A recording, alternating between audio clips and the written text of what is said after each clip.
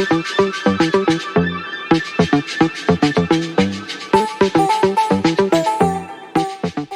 right, hey everybody, Ben Pippenger here with another episode of SaaS Me Anything.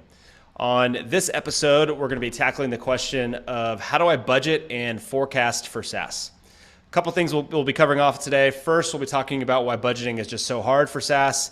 Next, what factors to consider when forecasting and setting your budget. And then finally, we'll wrap up with a few tips to get started for budgeting your SaaS applications within your business. All right, so let's jump in. First, before we really dig in, let's just start with the fact that SaaS is expensive and spend is only growing for it. Gartner's predicting that annual SaaS expenditures will grow 19% year over year this year in 2023 and continue to grow 15 to 20% every year through 2026. So because of that, it's just more important than ever to be thinking about budgeting and forecasting accurately to control this really ever-increasing growing area of spend.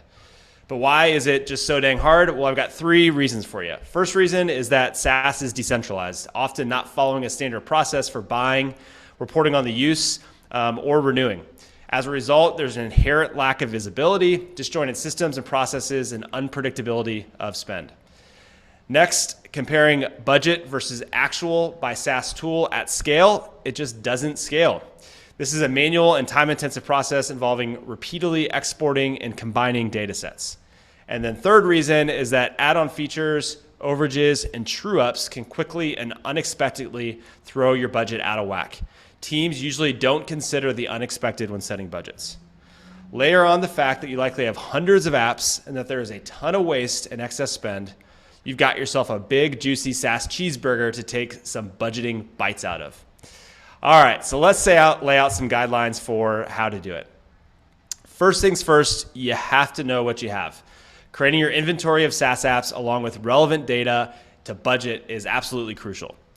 You need data points like spend history, details of what licenses and features you've paid for, how those things that you bought are priced. For instance, are they per user basis? Is there a consumption model at play here?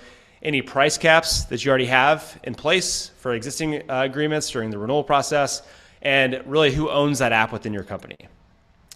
Once you have your inventory, you can get to budgeting.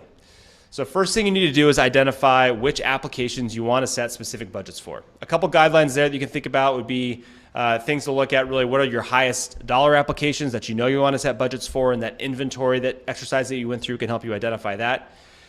Next area you may want to look into are IT-owned applications. These are typically the core applications that your business is running on, so definitely good ones to be thinking about from a budgeting perspective. And then thirdly, really look at those applications that may require executive or leadership approval to go through the purchasing process to make sure you're setting and controlling budgets for those as well. Next, in collaboration with your respective app owners, understand how various factors may impact your budget for the apps that you're working with. So a couple of those factors might be for user license-based products, consider headcount growth or reduction projections. For software that is consumption-based, look at your product growth strategy and work to understand how that will impact your app spend growth. Second area around that is to look at the departments that you're working with. So look at the budgets for those departments that own those applications. Are those budgets for those departments going up? Are they decreasing? Are they remaining flat? That can help you set those budgets for software. And then last thing to really look at is your M&A activity. Do you have M&A projections for the upcoming year? Integrating acquired apps into your budgets adds a whole other layer of complexity. All right, next thing to do is then look at what you spent last year. Is it aligned to the contract, or were you hit with some overages or true-ups that you just weren't expecting? Has the business considered add-ons for new products that may want to add next year from those vendors that you're working with? Finally, consider if there are ways that you could be optimizing that application.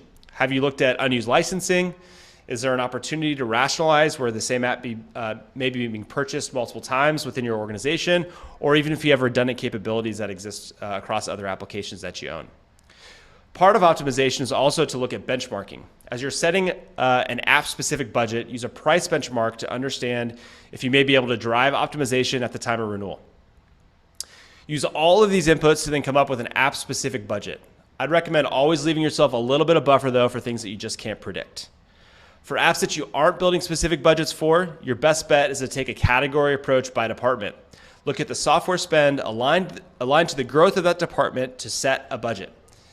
Okay, that was a lot. Here's a quick recap on the steps you need to take to accurately budget for SaaS. Number 1, get a complete inventory and visibility of your applications. Number 2, identify the applications that you want to set specific budgets for. Number 3, work with the app owners to understand factors influencing the budget. Number 4, review what you spent last year. Number 5, look for optimization opportunities. Number 6, for apps where you aren't setting a specific budget, take a category approach by department. And then lastly, make sure you're looking at those price benchmarks. So our bottom line today is that SaaS is expensive and it's only going to continue to grow. You can't afford to guess when budgeting and forecasting spend, as no one wants to be surprised with overspend. Know what you have, use data to ensure accuracy, and get started by talking to your app owners and key stakeholders. All right, that's it for today. Catch you next time.